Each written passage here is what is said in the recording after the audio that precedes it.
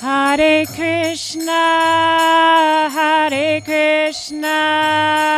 Krishna Krishna, Hare Hare, Hare Rama,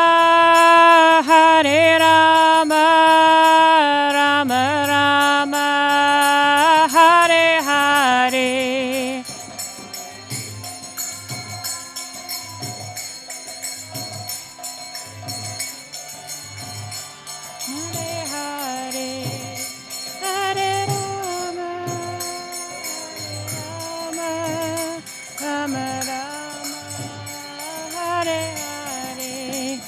Jaya Radha Kala Chanji Radha Kala Chanji Radhe.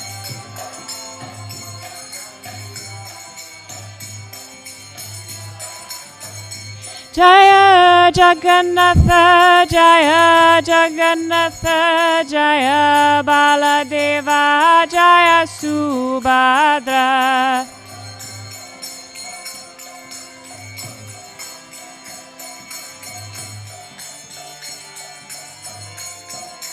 Jaya Jaya Prabhupada, Prabhupada, Prabhupada, Jaya Jaya Prabhupada.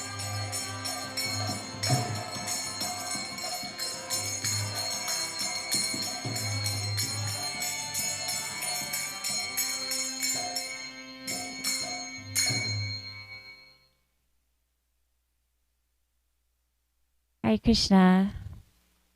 Good morning, devotees. My name is Manjari Gopika Devi Dasi, and today we will be hearing from the Srimad Bhagavatam, Canto 1, Chapter 2, Verse 10. We don't have the screen today, so I'll repeat the verse again. You can pull it up on your phones. It's Canto 1, Chapter 2, Verse 10. Before we begin, I ask for your blessings, that I may speak something pleasing to my spiritual master, to Srila Prabhupada, and to all the devotees. Let us all together chant the invocation prayers. Narayanam namaskritya naram chaiva narottamam devim sarvasvatim vyasyam tato jayamudirayet. Nashta prayesha bhadreshu nityam bhagavata sevaya bhagavati uttamashloke bhaktir bhavati naishtiki. Om Ajnana Timirandasya Jnananjana Shalakaya Chakshurun Militam Yena Tasmai Shri Guruve Namaha. Jaya Shri Krishna Chaitanya Prabhu Nityananda Shri Advaita Gadadhar Shivasari Gaura Bhaktavrinda. Hare Krishna Krishna Krishna Hare Hare, Hare Rama Rama Rama Hare Hare.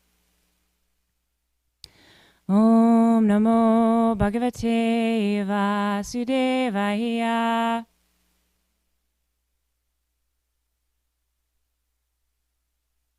Om Namo Bhagavate Vasudevaya.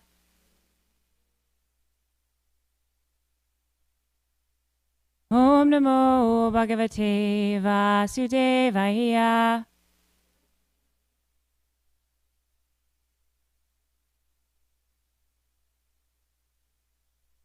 So, as I mentioned, we'll be continuing with our reading of Canto 1, Chapter 2, and we'll be doing verse 10 today.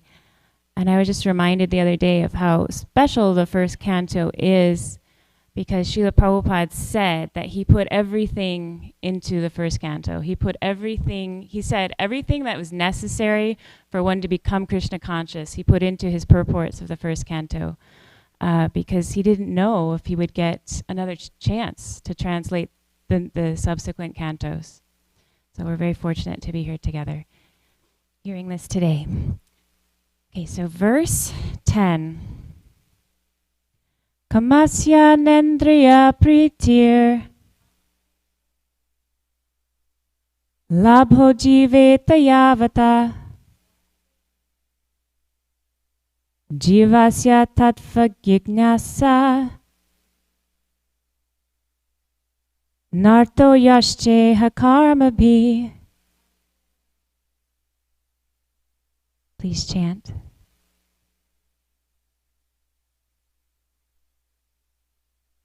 Kamasya nendriya pritir labho jiveta yavata jivasya tattva jigyasa narto yashteha karmabhi.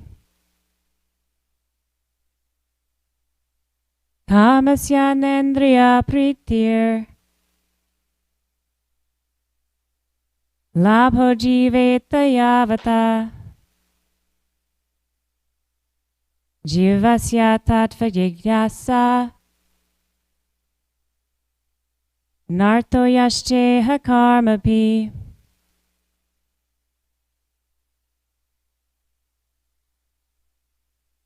Kamasya nendriya pritir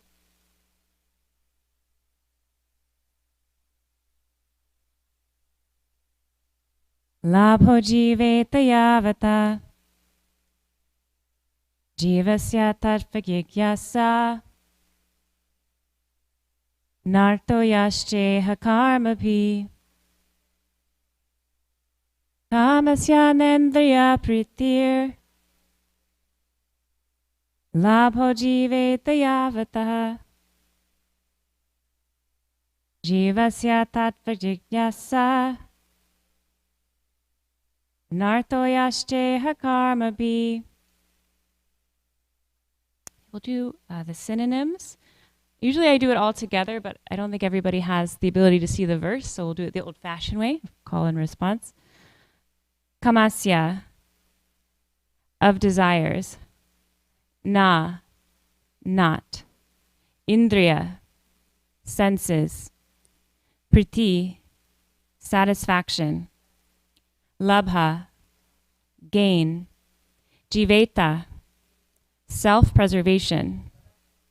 Yavata, so much so. Jivasya, of the living being.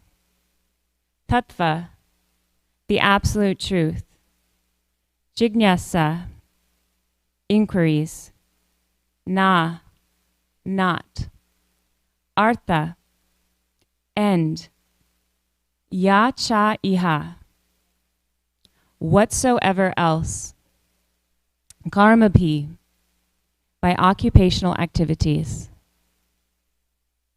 Translation and purport by His Divine Grace, A.C. Bhaktivedanta Swami Prabhupada. Life's desires should never be directed towards sense gratification.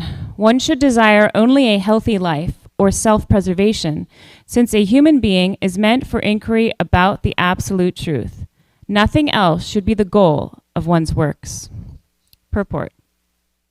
The completely bewildered material civilization is wrongly directed toward the fulfillment of desires and sense gratification. In such civilization, in all spheres of life, the ultimate end is sense gratification. In politics, social service, altruism, philanthropy, and ultimately in religion or even in salvation, the very same tint of sense gratification is ever increasingly predominant. In the political field, the leaders of men fight with one another to fulfill their personal sense gratification. The voters adore the so-called leaders only when they promise sense gratification. As soon as the voters are dissatisfied in their own sense satisfaction, they dethrone the leaders. The leaders must always disappoint the voters by not satisfying their senses. The same is applicable in all other fields. No one is serious about the problems of life. Even those who are on the path of salvation desire to become one with the absolute truth and desire to commit spiritual suicide for sense gratification. But the Bhagavatam says that one should not live for sense gratification. One should satisfy the senses only in so much as required for self-preservation and not for sense gratification. Because the body is made of senses, which also require a certain amount of satisfaction, there are regulative directions for satisfaction of such senses. But the senses are not meant for unrestricted enjoyment. For example, marriage, or the combination of a man with a woman, is necessary for progeny, but it is not meant for sense enjoyment. In the absence of voluntary restraint, there is propaganda for family planning, but foolish men do not know that family planning is automatically executed as soon as there is search after the absolute truth. Seekers of the absolute truth are never allured by unnecessary engagements in sense gratification, because the serious students seeking the absolute truth are always overwhelmed with the work of researching the truth. In every sphere of life, therefore, the ultimate end must be seeking after the absolute truth. And that sort of engagement will make one happy, because he will be less engaged in varieties of sense gratification. And what that absolute truth is explained as follows.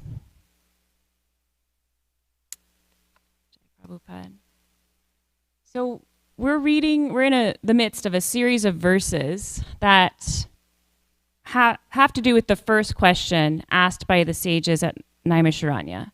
And today's verse, the last few verses as well, is answering the first question, which was, what is the ultimate good for all humanity? The direct answer comes in verse 6, the famous verse, which is Savai pumsam paro dharmo yatto bhakti radokshaje ahetuki apratihata yayatma suprasidati. Translation: the supreme occupation, dharma, for all humanity is that by which men can attain to loving devotional service unto the transcendent Lord. Such devotional service must be unmotivated and uninterrupted to completely satisfy the self. And then the subsequent verses after 6 elaborate on this. And so there are numerous verses, including today's, that elaborate on just this one fundamental concept, which is one's dharma.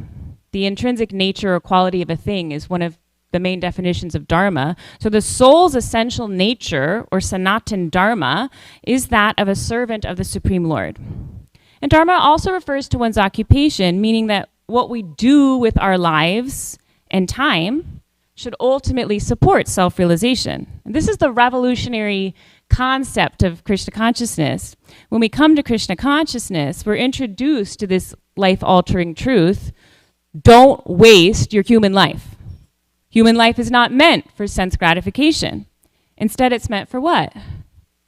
As Prabhupada notes in the purport, it's meant for self-realization. It's meant for understanding the absolute truth. And Prabhupada emphasizes this one point in virtually every lecture he gives. Human life is precious. It's not meant for behaving like animals, whose existence revolves around eating, sleeping, mating, and defending. And in the purport, Prabhupada outlines the critical distinction between humans and animals, which, believe it or not, most of the world doesn't know, which is that the difference between us is humans have the ability to inquire about the absolute truth. And Prabhupada also notes that any material desire, whether it's gross or subtle, it can be considered sense gratification if it represents a desire separate from Krishna's. So the purpose of human life is given here. We're meant to know, serve, and love God, and to reestablish ourselves in our natural position as his eternal servants. Prabhupada explains that human civilization, having forgotten this purpose, is now being wrongly directed. But sense gratification isn't limited to basic physical needs like eating, sleeping, mating, and defending. It can infiltrate even seemingly noble pursuits, as Prabhupada notes, such as philanthropy. For instance, charitable acts may outwardly appear selfish, but they often conceal subtle desires for recognition, admiration, and control. But Prabhupada clarifies in the purport that enjoyment is not forbidden. He notes the body is made of senses. We have to eat. When we eat, will we choose something that tastes awful and smells awful because we don't want to gratify our senses of taste and smell? No, that's not the point at all. But we regulate our eating by making sure it's something vegetarian and that it's always offered to Krishna first. In Bhagavad Gita 2.44, Krishna explains, in the minds of those who are too attached to sense enjoyment and material opulence, and who are bewildered by such things, the resolute determination for devotional service to the Supreme Lord does not take place. And that's why the regulative principles are essential. They help us restrain our lower impulses and direct our energy towards spiritual advancement. In fact, all religions include some form of regulative principles. We can look at the Church of Latter-day Saints, commonly known as Mormonism. The regulative principles would say no illicit sex, no alcohol, no caffeine. In Judaism, of course, it does depend on the sect that you're in, of how strictly you follow, but there are dietary guidelines, very specific guidelines of the fish you can eat, the sea creatures you can't, the land animals you can, what you can't, and the dairy and certain things, they have to be kept separate in order for it to be kosher. In every religion, we find these things. And the purpose is always to elevate the consciousness of the person so that they are fixed in their determination to establish that relationship with God. So Krishna consciousness is not any different from other movements. So today's verse boldly declares that life's desires should never be directed towards sense gratification, which directly challenges the values of modern society, which encourage us to chase wealth, possessions, and prestige. But they distract us from our true purpose, which is reconnecting with Krishna. In the first mantra of Sri Upanishad, we're reminded that everything in the universe belongs to the Lord, and we should only accept what's necessary for our sustenance, understanding that all resources are ultimately His. And this teaches us to focus on our responsibilities without overindulgence. But being a spiritual seeker does not absolve us of worldly duties, but the Bhagavad Gita makes the critical distinction: we should perform our duties without attachment to the fruits of our labor. And that's the key difference between materialistic endeavors and spiritual endeavors. Srila Prabhupada mentioned in one of his classes that even in Krishna consciousness, we require money to maintain the temple. And he gave the example that the books that were being printed and then being sold and distributed, those funds were being directed back towards the maintenance of the temple and the devotees. So it's not bad to make money, but the difference is that money is used in the service of Krishna. And when the wealth is directed towards spreading Krishna consciousness, it becomes transcendental. And those activities align with the ultimate goal, of course, to return back to Godhead. So understanding our true position in this world is crucial. Our constitutional nature is to love Krishna, to serve Krishna. And this love for Krishna is not something external or foreign. We don't have to go out and find it. It's already present within our hearts, although it's covered by layers of material conditioning. In the Chaitanya Charitamrita, it is explained, Nitya Siddha Krishna Prem Sadhya Kabunai Shravanadi Shuddha Chitte Kareye Udai. Pure love for Krishna is eternally established in the heart of all living entities. It is not something to be gained from another source. When the heart is purified by hearing and chanting, this love naturally awakens. And that message is also echoed in the first verse of Shikshastakam, which tells us that our love for Krishna has just been covered over, and we have to cleanse the mirror of the heart. And we do that through hearing, chanting, and devotional practices, so that we can align our lives and our desires with establishing that relationship with Krishna. The majority of the Vedas focus on guiding people to engage in sense gratification in a regulated and responsible way. And these teachings use rituals and sacrifices to fulfill material desires within the framework of Dharma, gradually preparing people to elevate themselves spiritually. However, the great sage Vyasadeva, after compiling all of the Vedas, I can't even imagine how long that took. If you've ever had a long work project, you work and you work and you work, and there's usually some satisfaction at the end that you did it. But at the very end of his compilation of the Vedas, he felt dissatisfied. He's like, something is missing here. And he realized that although he had given very helpful guidelines for humanity, he had not directly conveyed the essence of religion, which is pure devotion to God. And this prompted him to write down the Srimad Bhagavatam, which transcends material aspirations and emphasizes bhakti as the highest goal. And it's through the Bhagavatam that the soul's relationship with the Lord is explained and offers a direct path back to Godhead. But animals and materialists, as Prabhupada notes in the purport, orient their entire lives around sense gratification. Where can I enjoy? How can I get sense gratification? How can I get profit, adoration, distinction? This temporary satisfaction is very easy to find. It's very cheap. What's the hottest nightclub? Where's the best restaurant? How can I get people to adore and worship me? How should I walk, talk, speak, dress to attract the opposite sex? There are entire industries dedicated to answering that question. What should I major in so that as soon as I graduate from college, I can get a job that will pay me 6 figures so that I can enjoy everything that money can buy? These are the questions that most people are asking every day. And you know what? I have to admit, maybe achieving the answer to these questions will give that person pleasure. But we know that sense gratification has a beginning and an end. It is here for some time, but it always goes away. Eventually, that pleasure turns into pain and misery. The spirit soul, who we really are, is looking for permanent satisfaction, not temporary satisfaction. And the satisfaction of the self comes from who is God. Why is the pleasure of this world temporary? What do I have to do to be happy forever? This reminds me of a famous song. So I grew up listening to classic rock from the 1960s and 70s. That was my parents' era, and they always had it on. And so there's a famous song by the Rolling Stones. I know all the Western devotees know it. I don't know if the non-Western devotees know it. But it was their first hit in 1965 called Can't Get No Satisfaction.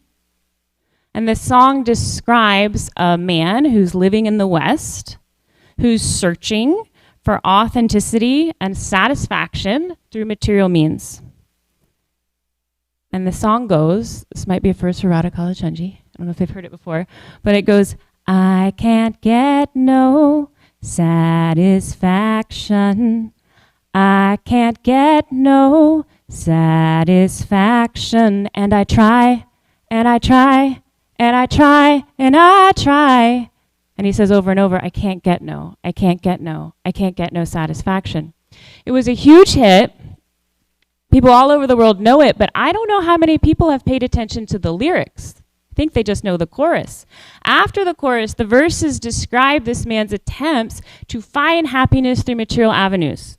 He listens to the radio and television, where he's bombarded by advertisements promising him everything. Status, fulfillment, happiness, through whiter shirts and the right cigarette brand. And although the protagonist calls these ads useless information, he tries to follow their advice, but notes that it leaves him feeling empty. In the final verse, he describes that even the fleeting pleasures of fame and relationships fail him. The refrain repeats like a mantra of disillusionment. I can't get no, I can't get no, I can't get no satisfaction. This song captures the human condition when we turn to materialism, when we turn to sense gratification to answer life's most important questions. Advertisers tell us, buy this and you'll be happy.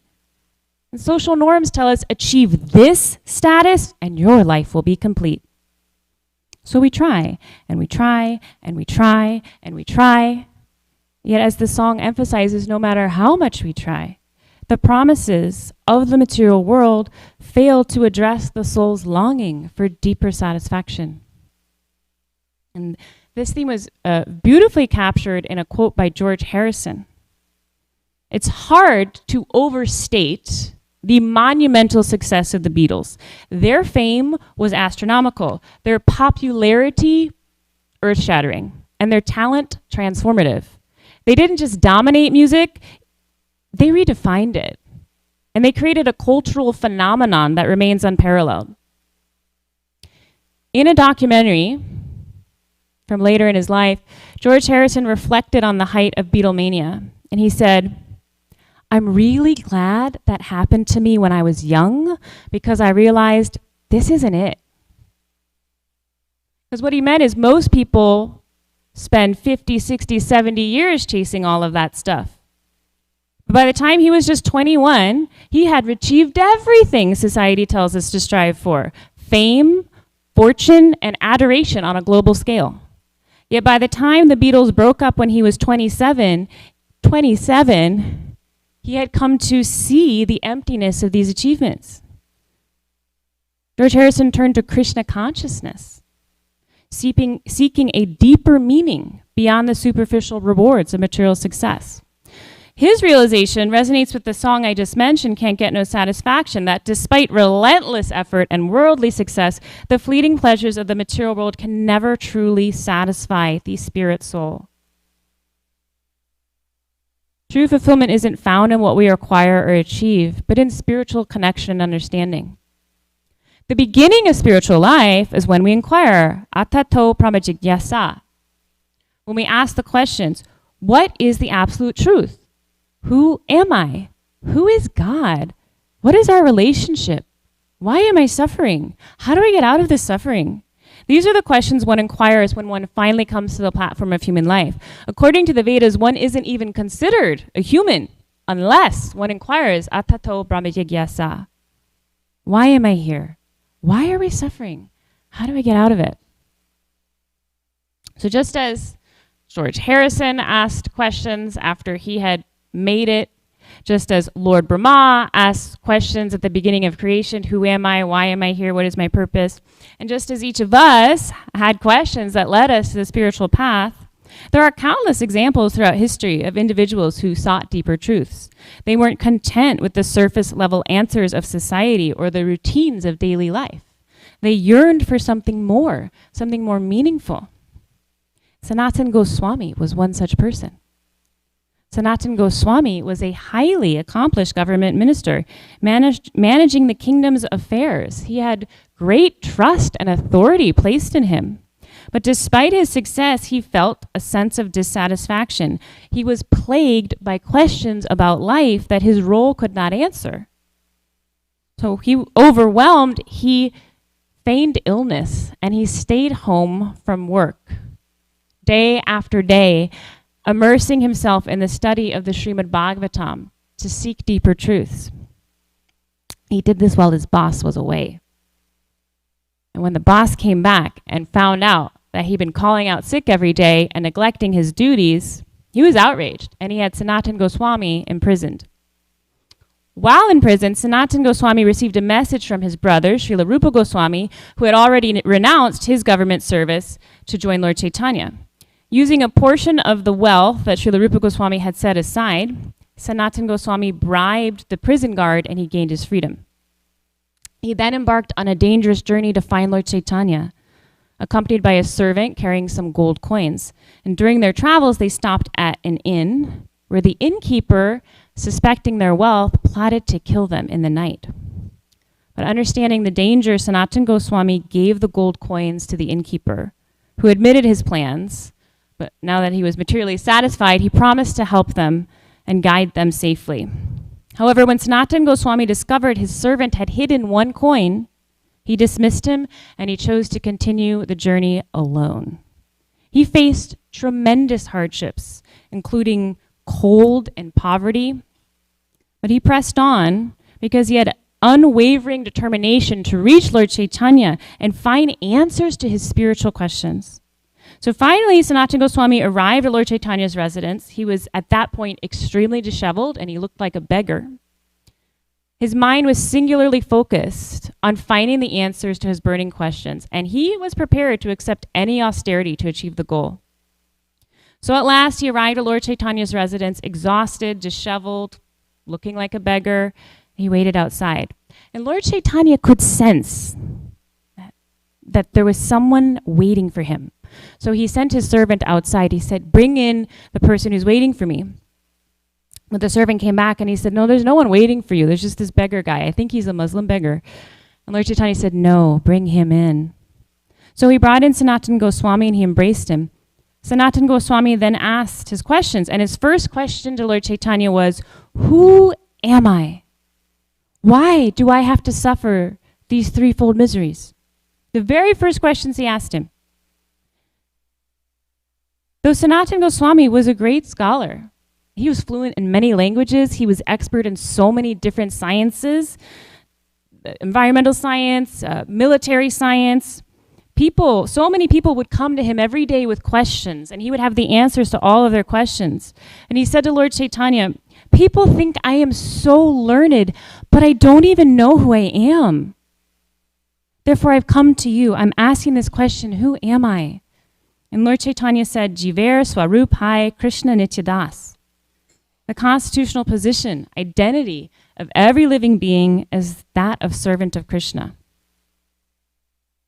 Thus, Sanatana Goswami's inquiry exemplifies the profound questions that are glorified by Sutta Goswami in this chapter. In verse 5, after the sages ask the question, Sutta Goswami says, yes, these are the kind of questions you should be asking, because the answer to these questions will benefit you and bring ultimate satisfaction to the self. So Sanatana Goswami's inquiry exemplifies this, because the questions centered on Krishna. And asking about Krishna leads to the ultimate satisfaction of the soul. These inquiries transcend the superficial allure of material sense gratification and direct us towards lasting fulfillment. The fleeting pleasures of sense gratification, while undeniably tempting, they're inherently limited. They have a clear beginning, an inevitable end, and they leave us feeling weary and unfulfilled. What once brought joy always loses its appeal. In contrast, the spiritual practices of bhakti, especially chanting the Hare Krishna mantra, they provide a profound and enduring satisfaction. And the longer we commit to it, the more sincere we are, the sweetness just grows and grows and grows. And that's why the truly intelligent person seeks real satisfaction.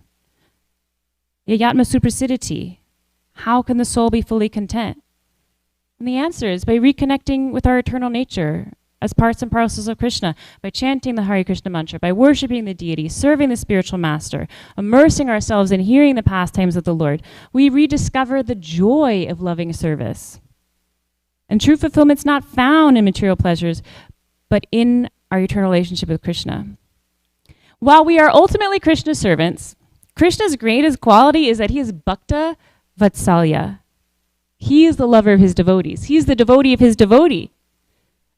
Our eternal position is that of his servant, but Krishna takes so much joy in serving his devotees. It is a reciprocal relationship. And we see this dynamic depicted in art. Where was I the other day? I've seen this picture many times. It's a painting of Krishna. He's braiding Radharani's hair. And in the story of Sudama, he bathes Sudama's feet. Krishna takes more joy in serving his devotees even than the pure devotees have in serving him. And this divine love is what all of us are searching for, knowingly or unknowingly. His sense gratification, it's nothing but a pale imitation of what we inherently desire. All the regulative principles and rituals in Krishna consciousness exist for one singular purpose, to help us always remember Krishna and never forget him. At times, the path may require effort and discipline. Fast days, for instance, may feel arduous. But if we look at the life we share in our devotional communities, Krishna consciousness doesn't deny our senses, it spiritualizes them. In our community, we enjoy delicious prasadam, deep friendship, true affection, and a shared sense of purpose. And what makes this unique is the context. The pleasures that we share are experienced in connection with Krishna. And they're no longer ends in themselves, they're stepping stones on our path to spiritual growth. Srila Prabhupada's mercy is that we're not alone in this endeavor. We're not solitary travelers like Sanatana Goswami traveling through the wilderness. We're not Babajis sitting on a rock in the Himalayas. In the 11th canto, Krishna is speaking with Uddhava, and he describes to Uddhava, kind of reminds me of the conversation in the Bhagavad Gita where Krishna explains the different paths of yoga. In the 11th canto, he explains to Uddhava the different means of God realization. And he says that if one practices Varnashram Dharma perfectly for 100 lifetimes, one can go back to Godhead.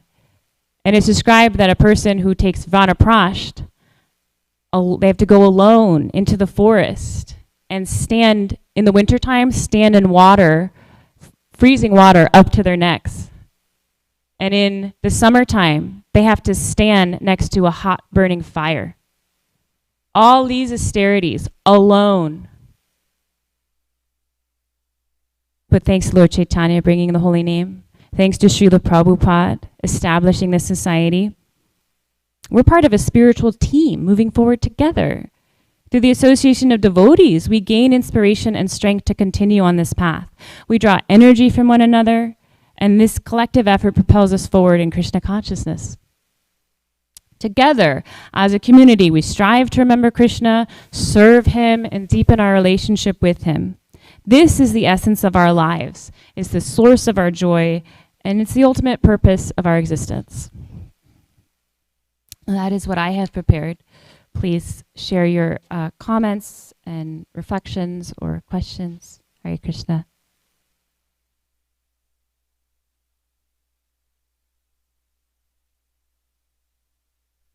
Thank you very much for the really nice class. When you were talking, about the I can't get no satisfaction, I was Chaitanya Janaprabhu was reading at the house last week, and he was reading about the pastime of the parrots that are, they're arguing about who's better, Radha or Krishna. The female parrots are saying Radharani's better, and the male parrots are saying Krishna's better. And the gopis and the gopas are listening to this conversation between the parrots, and they're experiencing so much ecstasy and bliss just from hearing the parrots arguing about Radha and Krishna, that I think the gopis threw pomegranates into a field for all the female parrots to appreciate them, and the gopas threw I can't remember what it was anyway, but it was just this beautiful pastime, right? And I was thinking how wonderful the spiritual world is. Even in the material world, if the parrots are squawking a whole bunch, it'd really just be disturbing. Actually, just hear a bunch of parrots going. But even just the most inane thing in the material world is so attractive and wonderful in the spiritual world. And how we're, the analogy of we've got the most brilliant gem and we're kind of chasing after broken pieces of glass. How it's we are Jiver Swarupoi Nitya Krishna Das. That's our nature, is to be eternal, full of bliss and knowledge as part and parcels of the Lord like that. And so, just how attractive it is in the spiritual world, and how we, just so clear, how would we find satisfaction when we're from a place like that here around what we're, anyway, so I just really appreciate your class. That was beautiful. Thank you for sharing that pastime. I can see it in my mind. Sounds so sweet.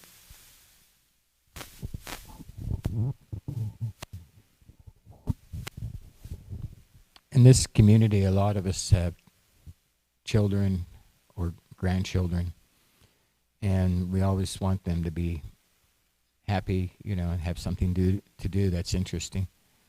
I was watching a mother yesterday trying to get her 2 kids to chant japa, and the kids were just like so hard for them to focus. The cat comes along and they quit chanting and fool around with the cat. And so parents they like to think, let's do something. Like my son came down for Thanksgiving, and he wanted to do something with kids. So we went to the reunion tower and went up there, and parents do so many things. They take the kids to the movies, or whatever, try to have some kind of sense gratification because that's what they want. But kids that have Krishna consciousness, can it be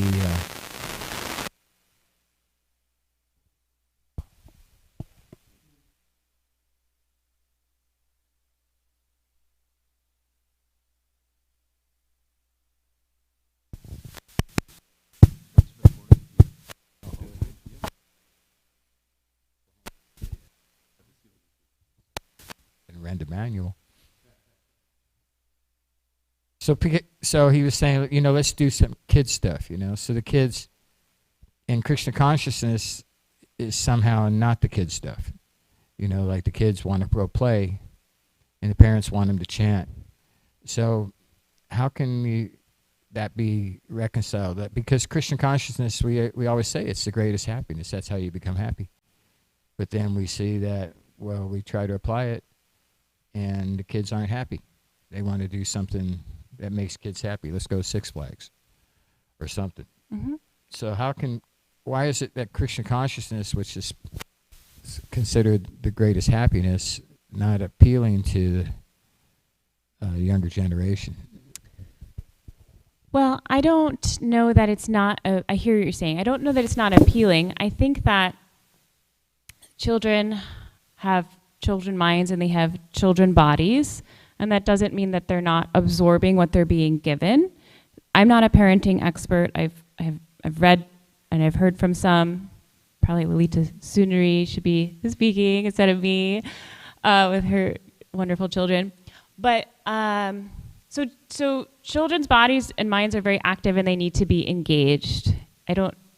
It's not really reasonable to expect them to sit down and chant 16 rounds, but to make chanting a positive experience, to show them model how you're doing it, just bringing them to the temple, having them associate the temple with love, fun, community, creates those impressions that they'll always want to return to the temple.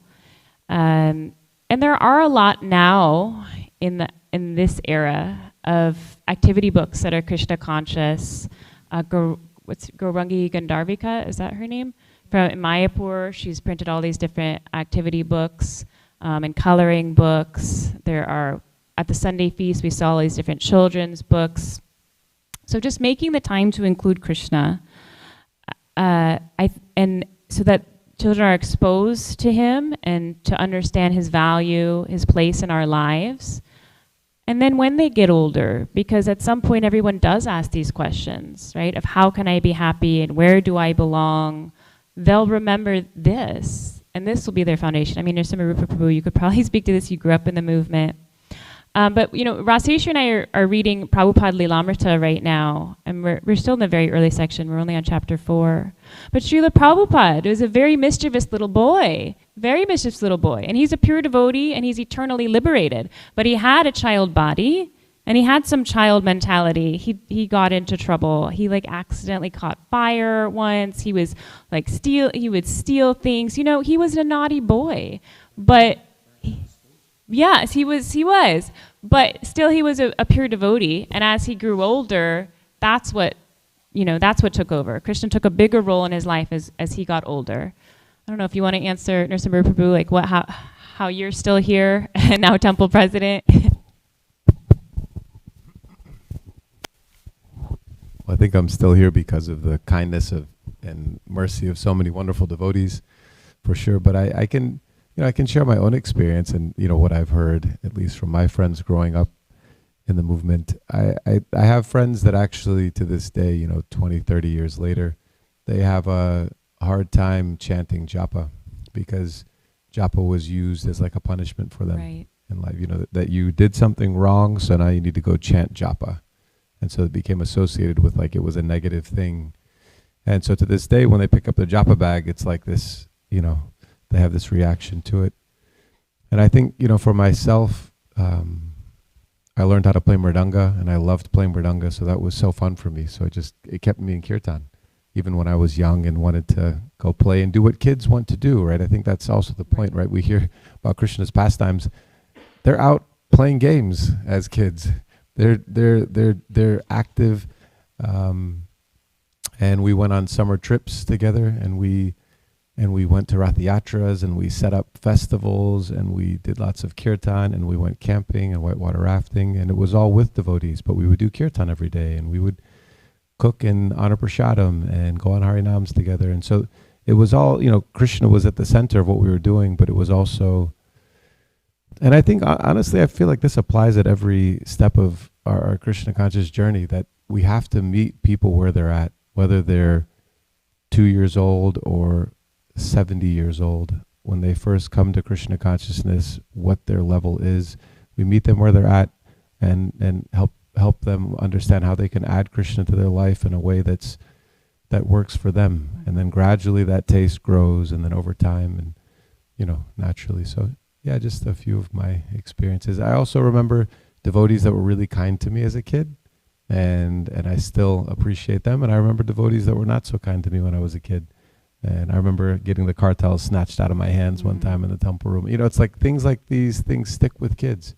Yeah. And you see devotees like Indradumna Maharaj and how they are so kind. And you see Srila Prabhupada also, how he was so sweet and kind to the children and encouraged them so much. And so yeah, anyway, just a few thoughts. Thank you.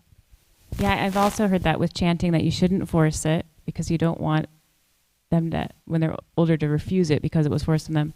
And also the thing I was going to say that I forgot is, as a parent, you kind of have to become a detective and see what it is that what Krishna conscious thing your child is attracted to.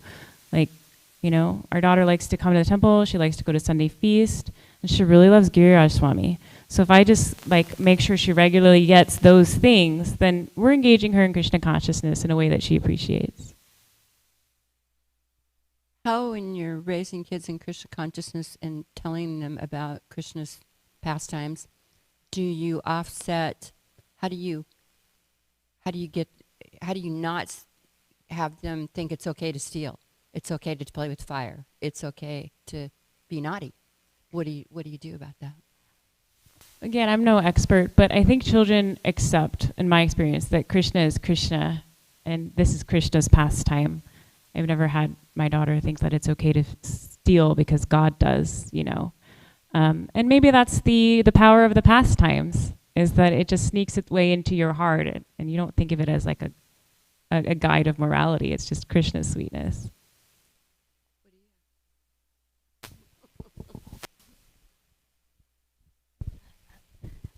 I think that's what happens. The children are satisfied, so that tendency is satisfied when they hear about Krishna doing that. Just like when we dress the deities, if we like to dress ourselves or our dolls, but when we dress the deities, that tendency is satisfied. So just like that, when children hear about Krishna's pastimes, doing all the mischief, then I think their desire to do that is. That makes sense. Gokulananda Prabhu? Nothing? Not today? I wanted to add one more point. I really want to appreciate Draupadi because she did that play and how it engaged all the children. Right. And so fun activities like that, they are absorbed in the pastime, and they're having so much fun being the monkeys and the demons, and that's how we engage them. That's true, yes. Yeah, there's been a lot of youth activities in the last couple of years. Mother Draupadi and Mother Kanchana Kunda. She's also really expert at just last minute throwing something together that everybody's excited about, and then the kids have these bonding experiences. You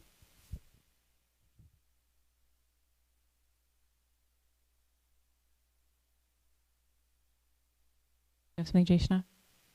Jaishnav, what's your favorite Krishna conscious activity to do that you find super fun? Play kartal. Yes, and thank you. You're really a great kartal player. Really well. What else? That's your favorite? Play kartal in the morning. Wonderful. Nayananvita, what is your favorite Krishna conscious activity that you think is so fun? Is it drawing pictures of Krishna? Singing. Singing. Very nice. Excellent. Happy to hear that. That's Gokulananda Prabhu's favorite also, is the singing. Any other? Yes.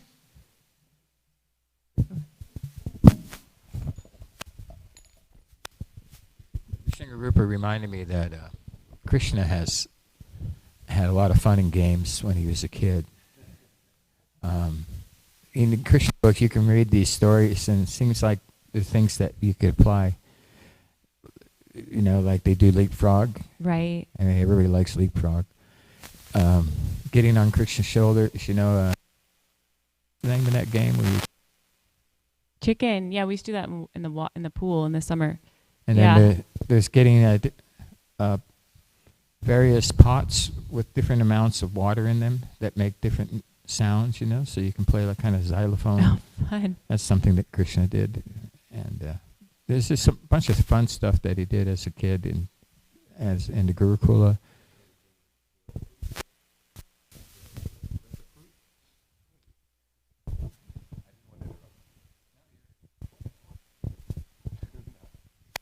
Yeah, no, it's so true. There's so many games, right? I can't. Was it a bale fruit? Gokulananda Prabhu, the fruit that they used, The Gopas. the Gopas used. I think it was bale fruit. I can't remember. Yeah, so many nice. I was also reminded of when His Holiness Sridananda Maharaj was here. I guess maybe 6 months ago now. No, actually, this was last year. I got the opportunity to drive to Houston with him, and he was sharing that when he grew up at the Jewish temple, they had on their Sunday service, they had side by side. So like we have our Sunday feast program, they had side by side a youth program, and and it was organized by the older youth, and the younger youth were engaged, kind of like we do at TKG Academy on Friday mornings. Mm-hmm. Where they have the older kids train the younger kids how to do things. But they did everything just like we do. Artik to the deities, dress the deities, give a Wow. class, have a kirtan, serve some prasad. Like they did everything side by side. And so they had, I think, we're all looking for some kind of meaningful engagement. And Yeah. I think you made such a nice point, finding things that they feel inspired by and encouraged by in their Krishna consciousness, and fanning that, just, like creating more opportunities for them to do that. That sounds so cool. Should. 100%. We need to do it.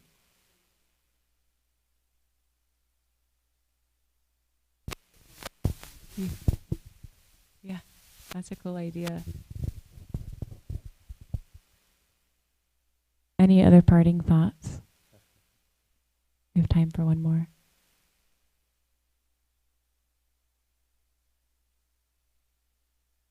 Oh, Mother Tammy. Just along that line, in Portland, Oregon, at the Hillsborough Temple, they would run what they called a Sunday school for the kids that would, that would engage the kids in learning about Krishna's pastimes and stuff while the adults were in the temple room. We do have a Sunday school program. I think Rasakali Mataji runs it. So there is that takes place at the same time as the Sunday feast.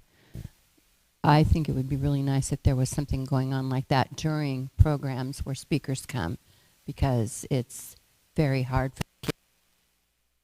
Yeah. Disruptive to everyone else too. Yeah, it can be. It would be cool to have them taking ownership of RT and everything. But some kids do really well. We have these two. And bring some activities, some coloring or something they can do. But certainly the younger ones, it's a struggle if the parents want to come.